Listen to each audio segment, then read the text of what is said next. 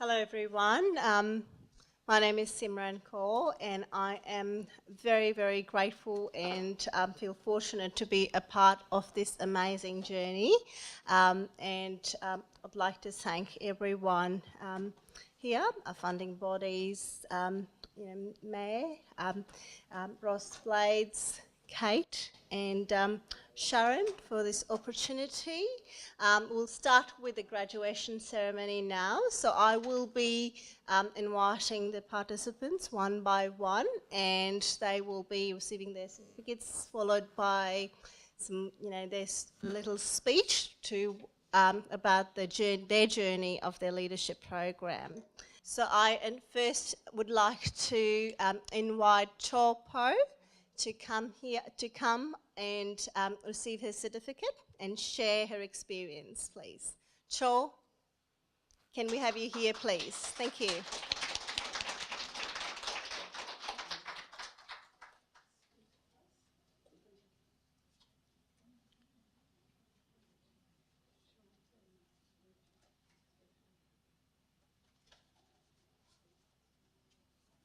Hi, my name is Cho.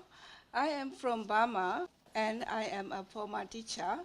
I left my country with my three young children in the early 90s because my husband was involved in a dangerous political situation and I was afraid. In Australia, I have had trouble working full-time due to my disability. However, I still have a strong drive to contribute to society and mentor other women. Our program, the Enabling Women Leadership Program, has helped me to develop my confidence and motivation to keep going. Listening to the stories of my peers has been inspiring, and I admire their ability to identify where they have the ability to make a difference.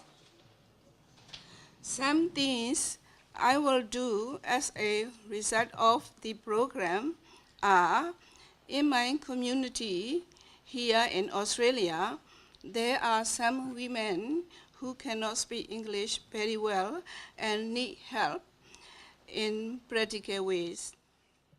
So I plan to start a workshop to teach them how to sew clothes so that they can make the clothes for their children and themselves, or possibly to start their own business. I also aim to educate Burmese women on what domestic violence is, that it is not acceptable, and that there are resources and help available. To include, I would like to thank Sharon and Simran for giving me the opportunity to participate in this program.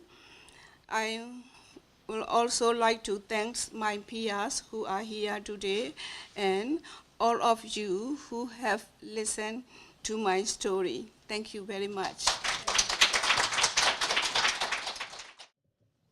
Hello, my name is Deb, a shortened form of Deborah, which apparently means industrious, symbolic of the bee community. I can't argue with that.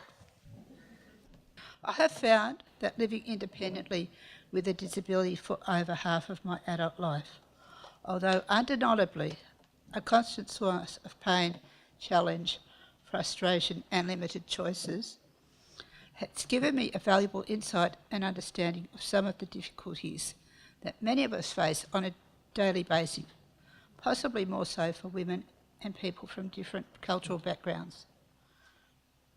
I was excited to be included in this Enabling Women course because I'm convinced that it's important to be equipped to do all that I can to ensure that all members of our community feel valued and included.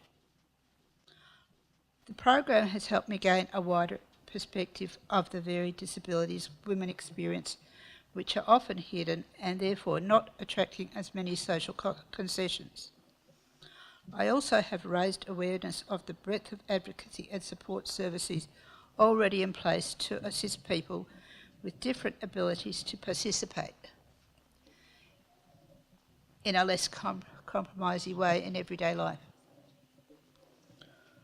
I can now see myself in a better position to network in my community and share this knowledge, supporting a diversity of causes that primarily affect women and therefore community and families. You may have picked up by now that I'm passionate about community. Thank you to WDV, the facilitators, guest speakers, mentors, council and sponsors for your contribution, support and practical encouragement to myself and all of the inspiring women in this group.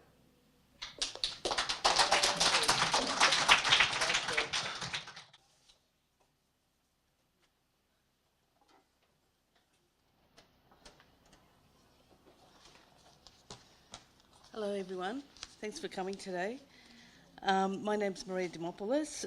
In October 2018 I was invited to join the Women's Leadership course. I would like to share with you my experience as a woman with migrant parents. During the 1970s, at the age of 5, I was learning English as a second language. At age 6, I was taken out of school and became my parents' interpreter.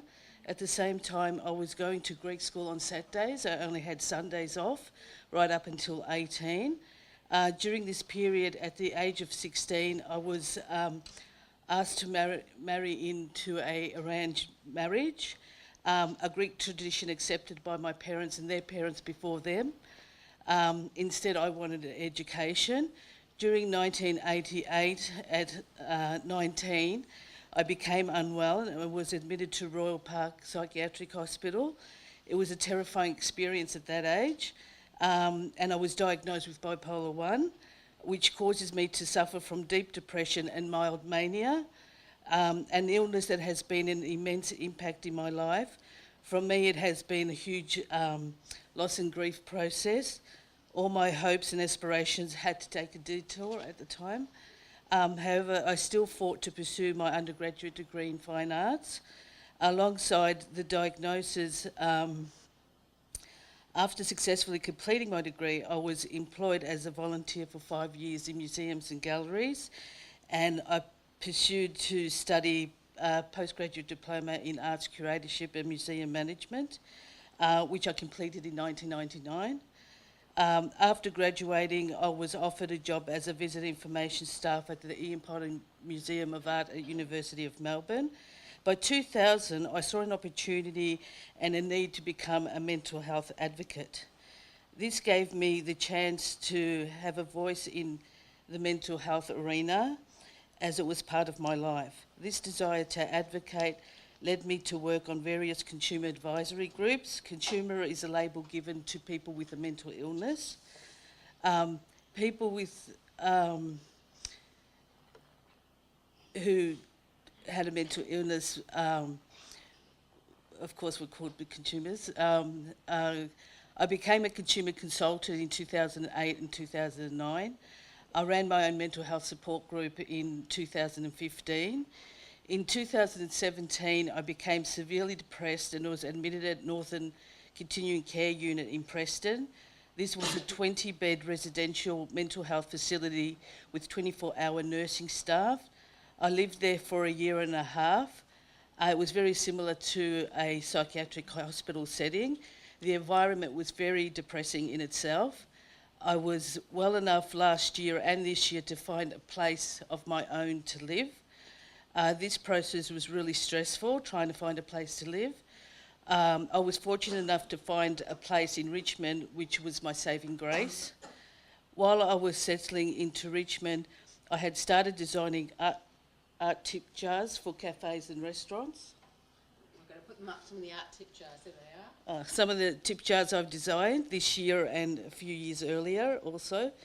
I participated in a Certificate 3 in Business course, so I ended up writing 2 business courses, one for my art tip jars and Since 2011, I've been presenting PowerPoints to Year 10s, 11s and 12 psychology students and to psychiatric nurses about my lived experience. Therefore, I wrote a business plan to promote myself as a mental health educator. In this course, we were given mentors to help us achieve our personal goals and aspirations. Amber is here, who's very gifted, is my mentor, so I'm very happy that she came today. We have done some great work together.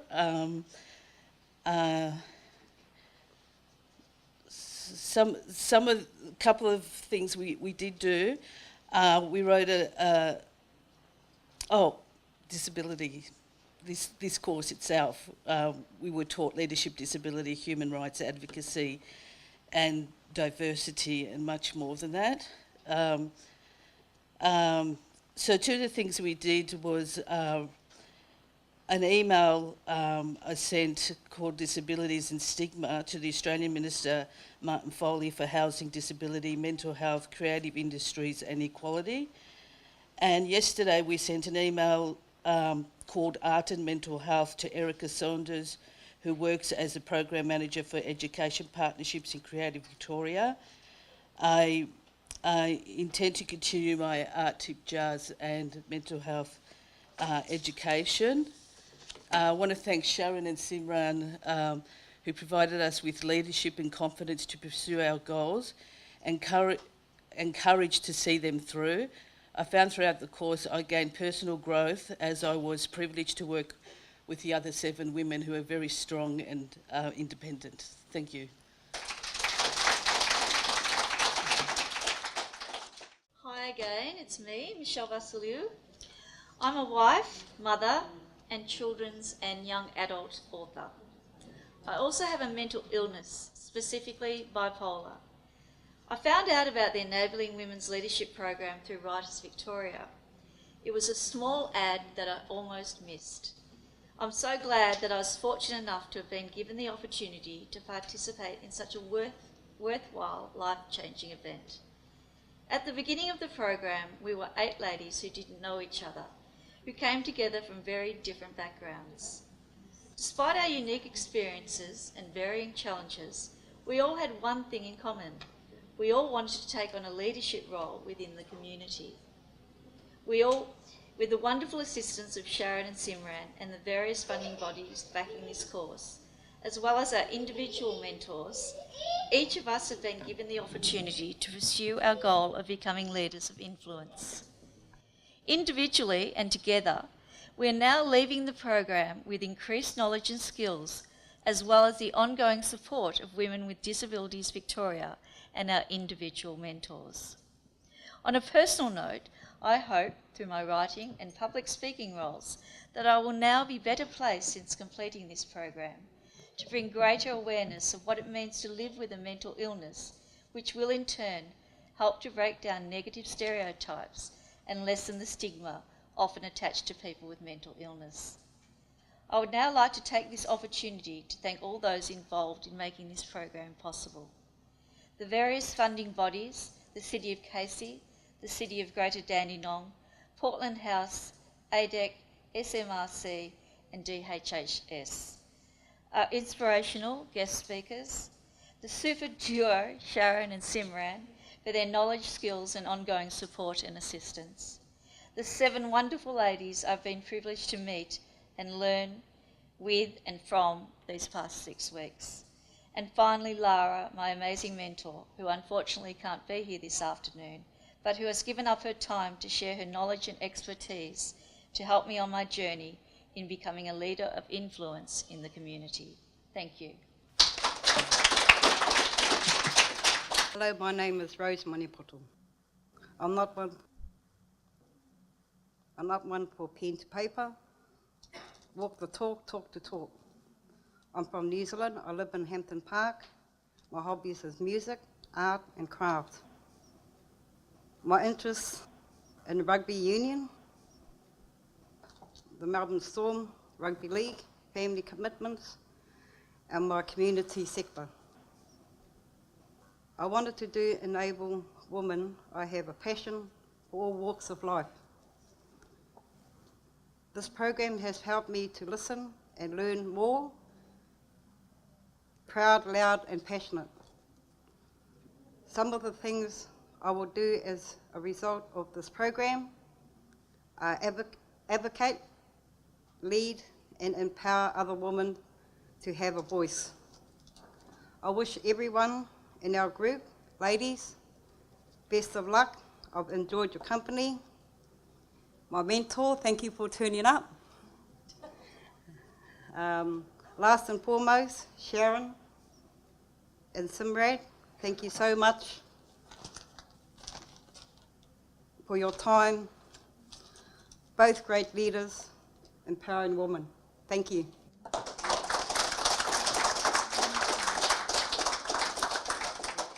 Kia ora. My name is Tira Witini. First, I'd like to acknowledge my elders past, whom inspire me to do this artwork on my back.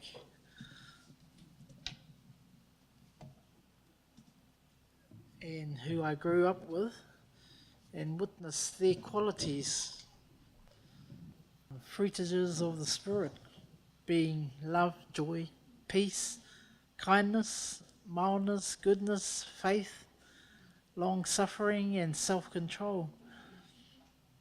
I would also like to acknowledge the traditional owners of the land here and pay my respects to the elders past, present and emerging. It's a privilege living here in this beautiful, vast country. I'm grateful for being a caretaker of my home here in Hampton Park and my daughter's home in Hoppers Crossing, which I call my Werribee watering hole oasis, because it has a swimming pool and a spa there, and yeah. So I have 3 children and 17 grandchildren, and I have a couple of chronic illnesses which do not deter me from getting out into the community, helping others. For the past few years, I work with, have worked with youth on the streets, adults with mental health issues, and visiting the elderly and the sick. I also take my granddaughter Liliani to a Maori playgroup, Te Hono Nā Nohi Nohi, once a week in Seaford, where we learn our native language, and there I'm the cook and the nanny. So I joined this course to observe and listen and meet others with disabilities and learn how they cope. It has been an amazing and empowering journey on how to stand up for our rights, being assertive, loud, proud and passionate. And I'd like to thank the women for sharing their lives with me, and also to thank Sharon and Simran, for tutoring the course. Thanks.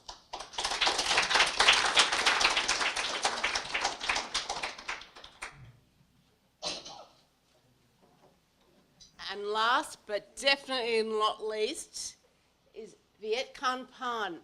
And for all of us, I'll share with you that Viet has had an interpreter the whole time.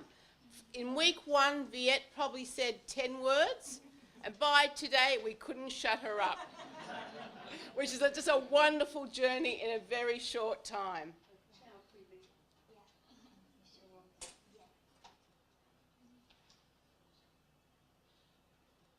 Hello to everyone. Thanks for coming. My name is Viet Canh. I'm come from Vietnam. I'm studying English at GSOM now. I want to improve my English to enhance my education and gain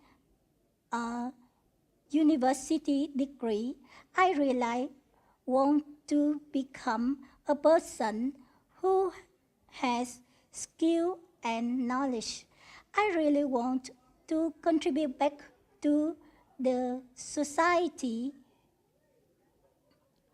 Moreover, I want to lead by example to my kids that they, they can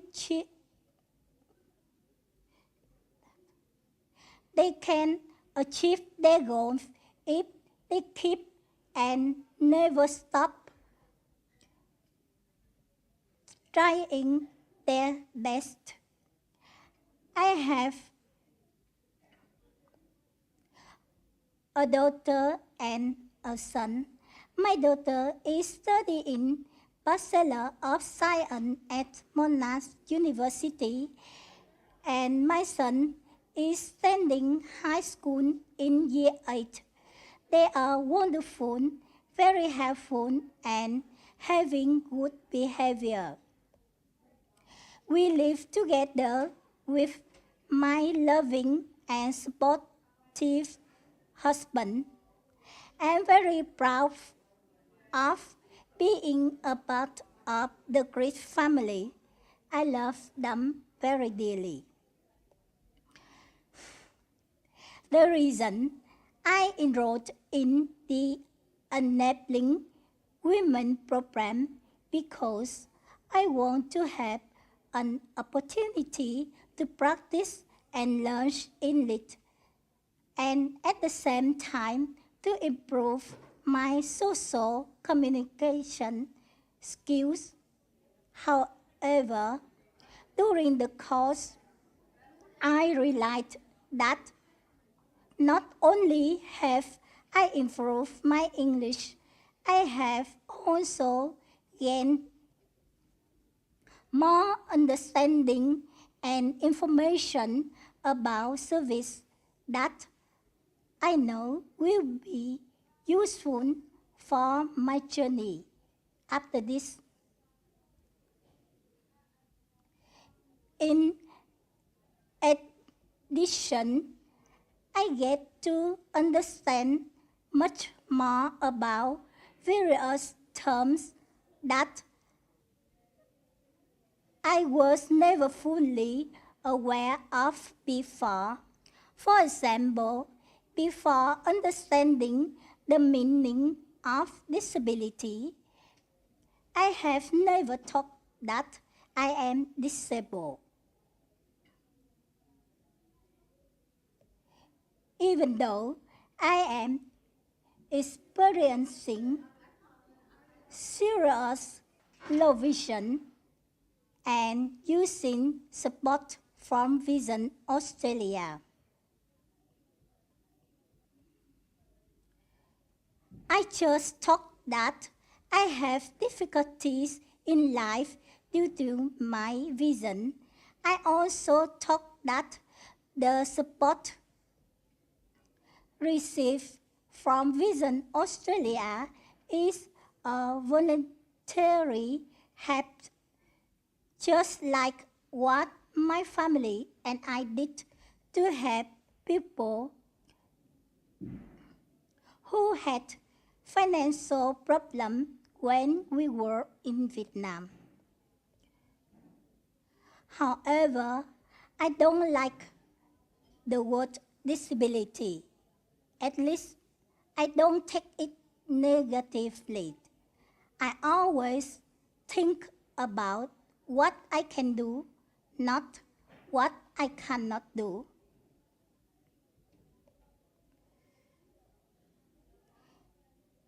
And complain about it. In fact, what I really want to do is to study hard, get the skill, go to work, and contribute back to society. When attending this leadership program, I have also been trained with the other skills such as how to speak up with confidence, how to share opinion and advocate for myself and others.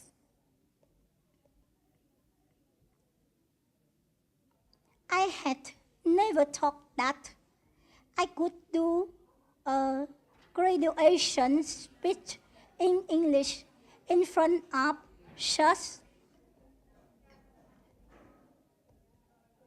a big audience like this. Without Vision Australia and WDV, I cannot stand here making this speech. I feel more confident now. I would like to say a big thank to all the funding bodies for supporting these wonderful organizations. And I would like to say thanks to WDV for organizing this program and giving me an opportunity to attend, especially Sharon and Simran, who are great leaders to run the program for all of us to attend.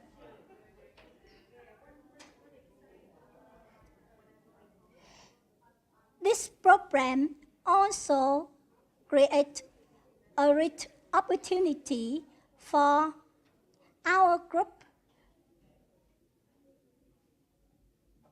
to meet and inspire each other. I also want to thank Vision Australia, especially Kazuko and everyone who come from Dandenong office as Penny, Mark, Andrew, Georgia. They are the ones who gave me the confidence to go out by myself and